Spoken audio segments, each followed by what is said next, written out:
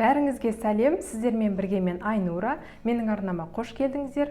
Бүгінгі видеода біз түрік сериалдарында жиі байқайтын тәттілер, семиттерді жасайтын боламыз.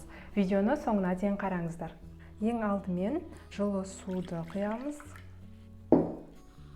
сосын сүтті құямыз, және де құрғақ ашытқымен шекерді қосып жақсылап араластырамыз.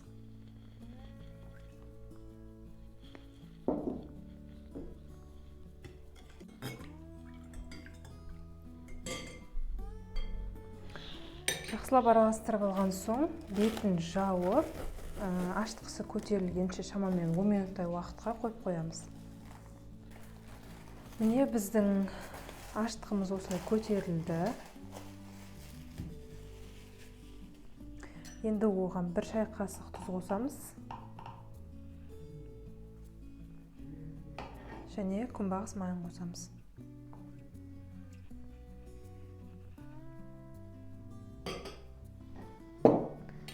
Жақсылап араластырамыз.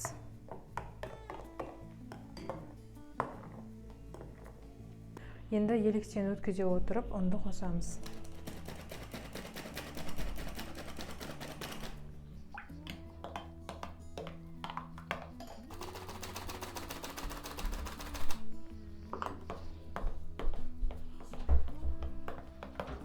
Осылай аз-аздан қосып тұрып араластыратын боламыз, сонда бізде арасында түйіршік болып қалмайды.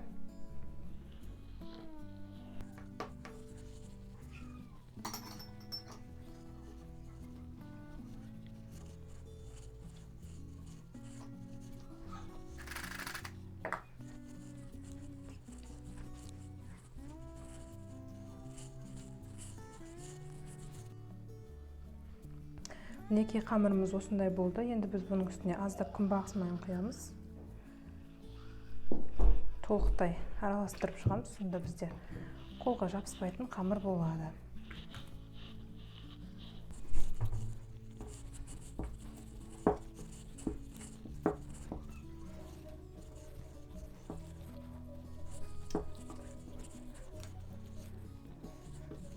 Міне қамырымыз осылай илеп алды, қолға жабыспайтын қамыр болды. Енді бетін жабамыз.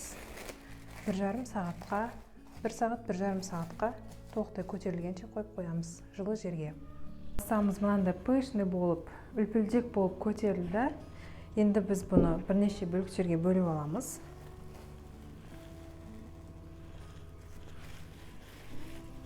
Керемет болып көтеріліпті.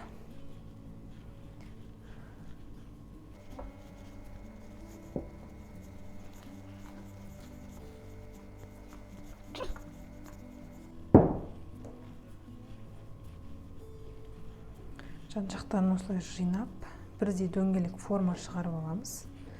Содан кейін бөлеміз. Осылай бір-біріне қарама-қарсы бағытта бірдей бөліктерге бөліп аламыз.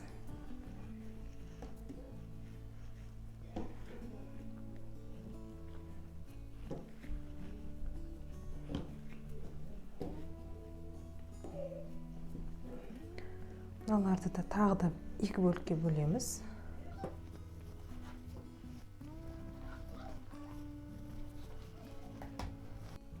Осылай бірнеше бөліктерге бөліп алдық. Енді қолымызды аздап күнбағыс майымен майлап аламыз. Сосын қамырымызды ұзын етіп жаямыз.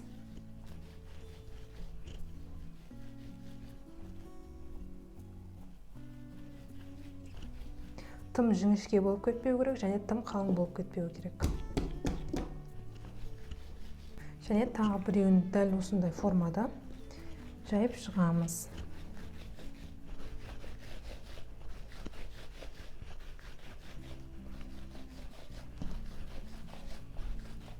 Енді екеуінің басын біріктіріп аламыз. Солай столға кішкене басын қырап, енді екеуін өреміз.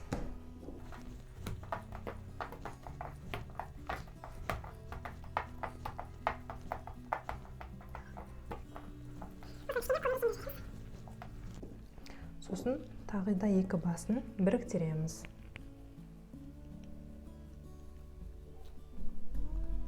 Айтпақшыда мен сіздерге сироп жасауды көрсетіп өтейін. Бізге осындай жылы су және де бір ас қасық бал қажет. Екеуін жақсылап араластырып, мына жасаған семеттерімізді осыған батырып аламыз. Мынадай пергамент қағазы төселген табаға бірінші мына семетімізді сиропқа батырып аламыз, екі жағында. Содан кейін кунжутқа батырамыз.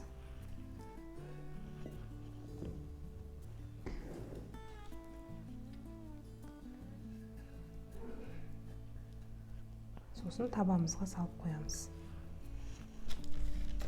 Мінекей біз семеттерімізді дайындап қойдық. Енді 220 градуста қызып тұрған пеште шамамен 15-20 минуттай уақытта пісіріп аламыз.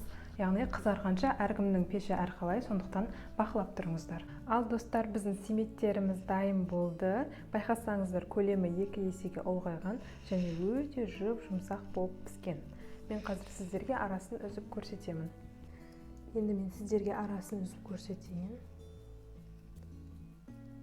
Міне байқасаңыздар, сондай жұмсақ болып піскен. Семеттерімізді жасап біттік. Сіздермен бірге болған Айнура. Менің видеоларым ұнаса, лайк басып, міндетті түрде пікір қалдырып өтіңіздер. Және каналыма тіркеліп қоюды ұмытпаңыздар. Менің каналыма жаңа видео шыққан сайын сіздерге ескертпе болып барып тұру үшін колокольчикті басып қойыңыздар. Назарларыңызға рахмет.